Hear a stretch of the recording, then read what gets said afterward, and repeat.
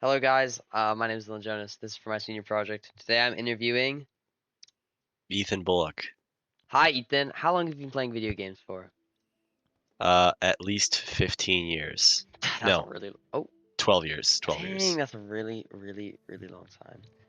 So I'm just gonna be asking you questions on what you think makes video games like good and like your personal thoughts. So my first question is, can you name a game in which you consider excellent and explain what it does particularly well? An excellent game. I think Dredge, the game Dredge. What I think it does well is that it's got really good, really well-fitting art style to the game's story and to the general themes, and it doesn't overstay its welcome in terms of length. It's just short enough to be enjoyable, but not so short you run out of game time. And the gameplay loop changes enough to where it doesn't get stale. I haven't played it, but I am going to check it out after this. It's good quality. Um, and then like when you're playing a game, how important would you say gameplay is compared to story, graphics, and sound? For me personally, gameplay is probably second next to um, the story. I think graphics and sound you can play with graphics and sound a lot more in comparison to the other two because story kind of like if I'm not invested in the story, I'm not going to be invested in any of the rest of it. Like I don't care how cool it looks if it doesn't have an interesting story. I'm not going to feel like I'm not going to feel immersed and I'm not really going to enjoy it. Mm-hmm. Mm-hmm. I agree with that. And then yeah, like speaking of like challenge, like how much does that matter to you when thinking of a game and like how good it is? Do you think games can be easy and you will still enjoy them, or do you think they should have some challenge?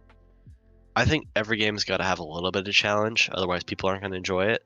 But you kind of plateau on enjoyment when it comes to challenge because if it's too difficult, then your enjoyment's definitely going to drop.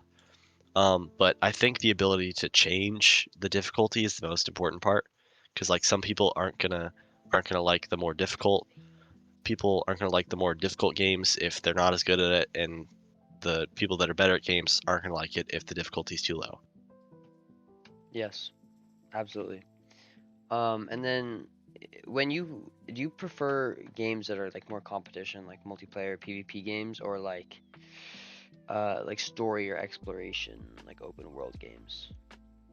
Probably per hour, I've enjoyed more PvP games, but like more memorable, I think, are like the single player narrative games Mm-hmm. with like exploration and everything. Like the feeling you don't lose. Well, with PvP games, it kind of gets lost. Yeah, it's just gonna be the same thing over and over and over again. Yeah.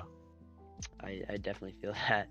Um, and do you think progression is important in terms of like unlocking? This more goes for like single player story survival games, like unlocking new skills or new crafting recipes, abilities, like things like that. Do you think that's important to your Uh, enjoyment?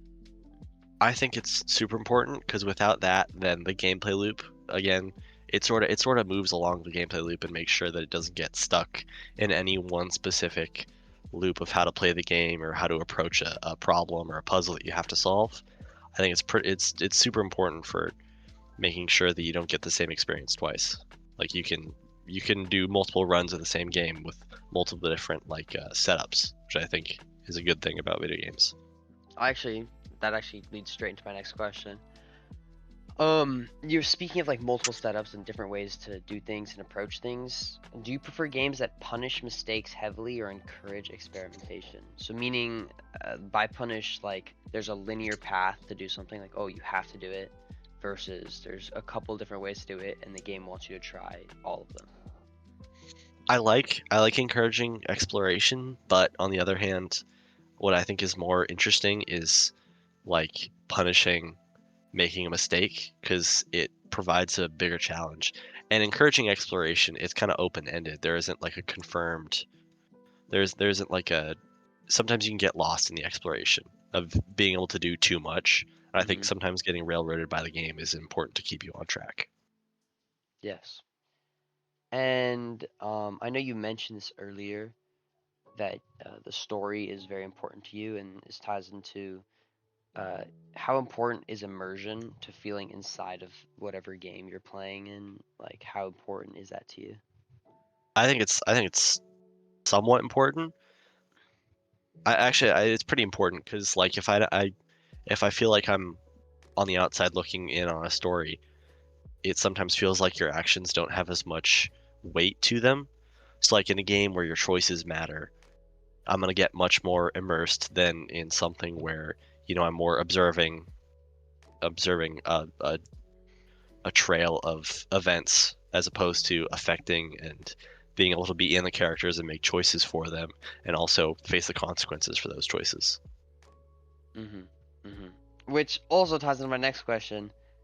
Do you prefer like a linear story or something that, like you were saying, that you can choose and kind of become more of a like central focal point in the story versus like, oh, go do this quest, then this quest, and this quest, or to like choose your own adventure in some weird way? So I prefer.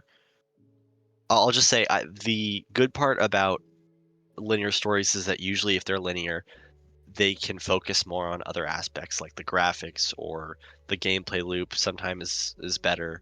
But I think that narratively and how I personally rank it, stories where you get to choose your adventure, you choose your own path, you explore and it affects the story.